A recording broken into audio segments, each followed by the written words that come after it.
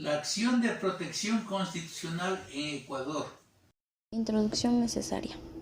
Así como existe mala interpretación de los profesionales del derecho, jueces y fiscales en las instituciones de las prisiones preventivas, en el habeas data, el habeas corpus, en las extradiciones, etc., igual sucede cuando intentas una acción de protección constitucional ante un juez de primer nivel que es apelable ante las Cortes provinciales. El meollo del asunto es que la acción de protección constitucional lo usas para reclamar toda clase de derechos y garantías, sean por supuestas violaciones a una ley, a una constitución, y la esencia de la acción de protección tiene sus limitaciones.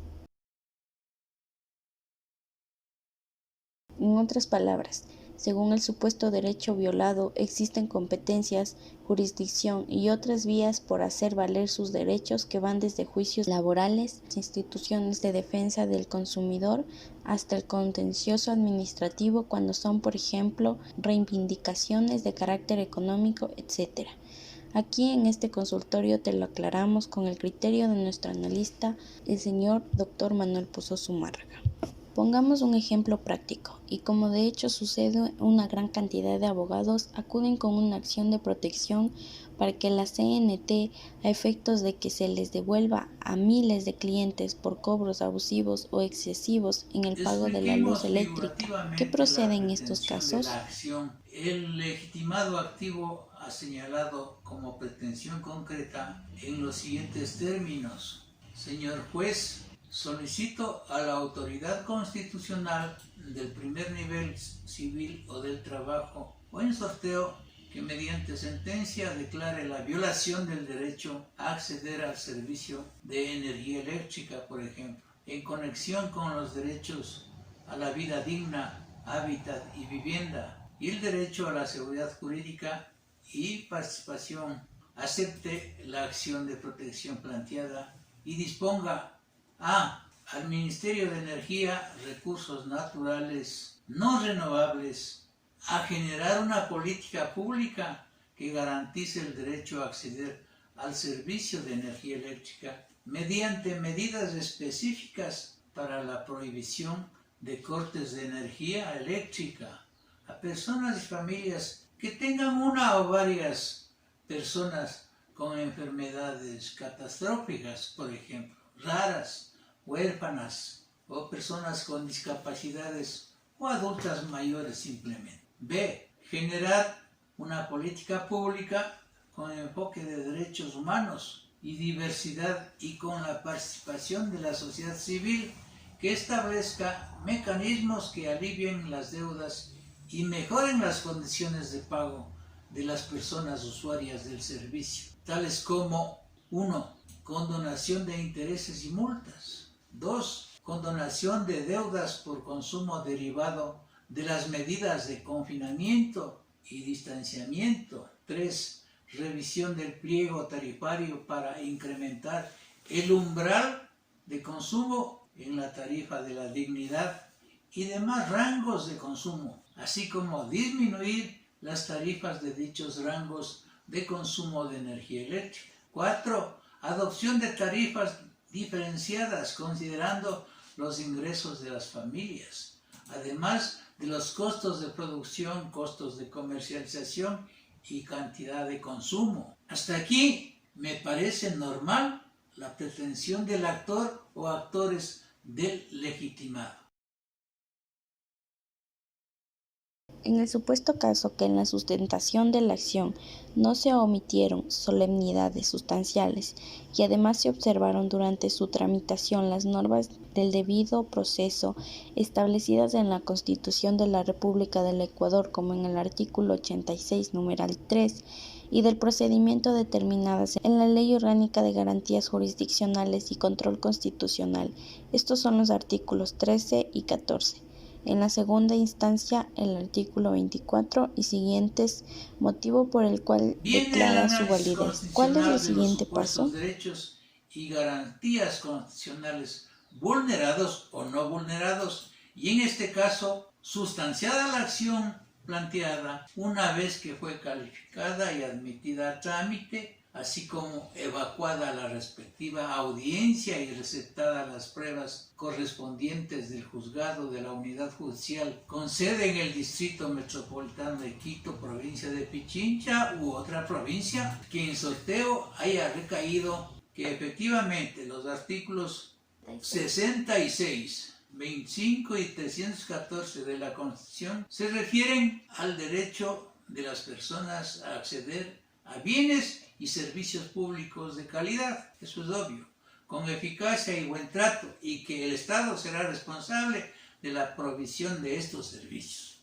los que deben responder a los principios de obligatoriedad, generalidad, uniformidad, eficacia, que el Estado dispondrá que los precios y tarifas de estos servicios deben ser equitativos y que es el Estado quien debe fijarlos a través de las políticas públicas adecuadas. La Constitución, en relación a las políticas públicas, a los servicios públicos y sobre la participación ciudadana, dice, artículo 85, la formulación, ejecución, evaluación y control de las políticas públicas y servicios públicos que garanticen los derechos reconocidos por la Constitución se regularán de acuerdo con las siguientes disposiciones. 2. Las políticas públicas y la prestación de bienes y servicios públicos se orientarán a hacer efectivos el buen vivir y todos los derechos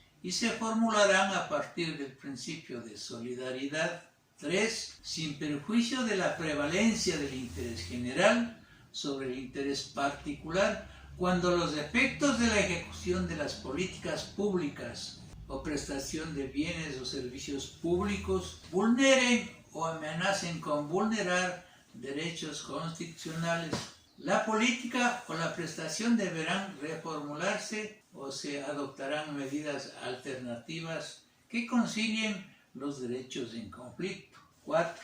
El Estado garantizará la distribución equitativa y solidaria del presupuesto para la ejecución de las políticas públicas y la prestación de bienes y servicios públicos. En la formulación, ejecución, evaluación y control de las políticas públicas y servicios públicos se garantizará la participación de las personas, comunidades, pueblos y nacionalidades. Pero, en definitiva, quien debe establecer estas políticas públicas con los parámetros antes enunciados son los gobiernos o lo que conocemos como el Poder Ejecutivo, quien es el encargado de elaborar, dirigir y crear estas políticas públicas de acuerdo a su ideología o forma de ver las cosas, pues esta autoridad considera que políticas públicas son las normas de carácter general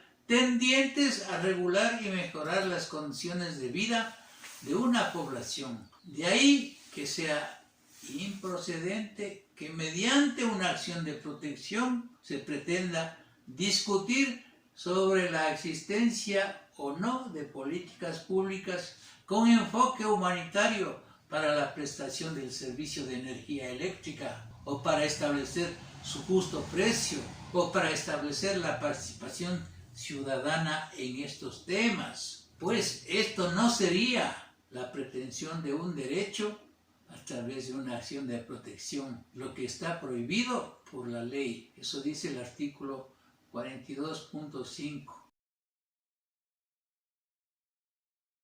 Si los accionantes han dirigido su acción contra las empresas prestadoras del servicio debido a los valores elevados en las planillas, sobre todo por la mala o pésima facturación, ¿no tiene sentido que se le niegue la acción de protección? Ni establecer si hubo o no un exceso en las facturaciones o un aumento en el costo de las planillas, o si hubo o no la lectura correcta de los kilovatios hora consumidos. Pues la acción de protección no constituye un mecanismo de superposición o reemplazo de las instancias judiciales ordinarias, ya que ello ocasionaría el desconocimiento de la estructura jurisdiccional estatal, que en este caso debería hacer las reclamaciones pertinentes bajo el paraguas de la Ley de Defensa del Consumidor, en donde se puede discutir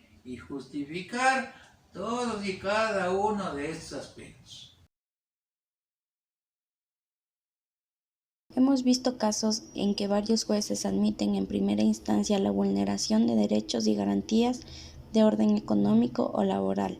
¿Estos jueces deben ser observados o separados de la función judicial multados, por incorrecta aplicación del derecho? Judicial, pero la justicia en Ecuador es un karma. Todo funciona por decisiones políticas. Y el derecho es una mera ficción, una expectativa, un formulismo. En todo caso, cuando los jueces han dictado una sentencia vulnerando la Constitución y la ley, tienes que acudir en apelación ante la Corte Provincial de Pichincha o de la provincia en que haya recaído la acción de primer nivel, donde los jueces tienen dos opciones: o ratificar la sentencia de primer nivel o deberá rechazar la acción de protección por improcedente y mal planteada, o declarar la vulneración del derecho y devolver el proceso al juez de primera instancia para su ejecución. Porque es obligación de un juez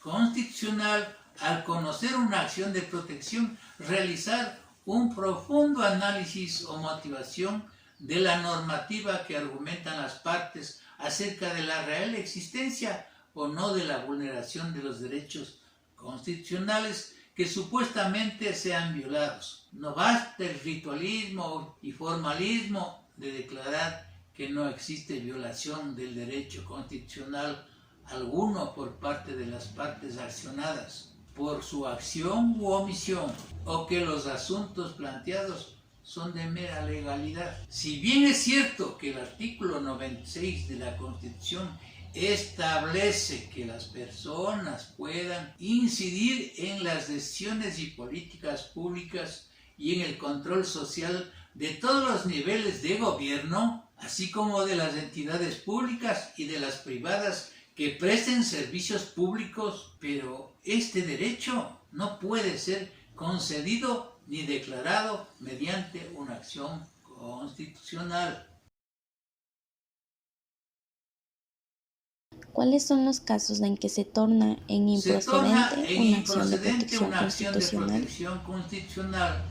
De conformidad con el artículo 42, numerales 1, 4 y 5 de la Ley Orgánica de Garantías Jurisdiccionales y Control Constitucional, que dicen: improcedencia de la acción de protección de derechos no procede, primero, cuando de los hechos no se desprenda que exista una violación de derechos constitucionales, es decir, pruebas mal actuadas. 2.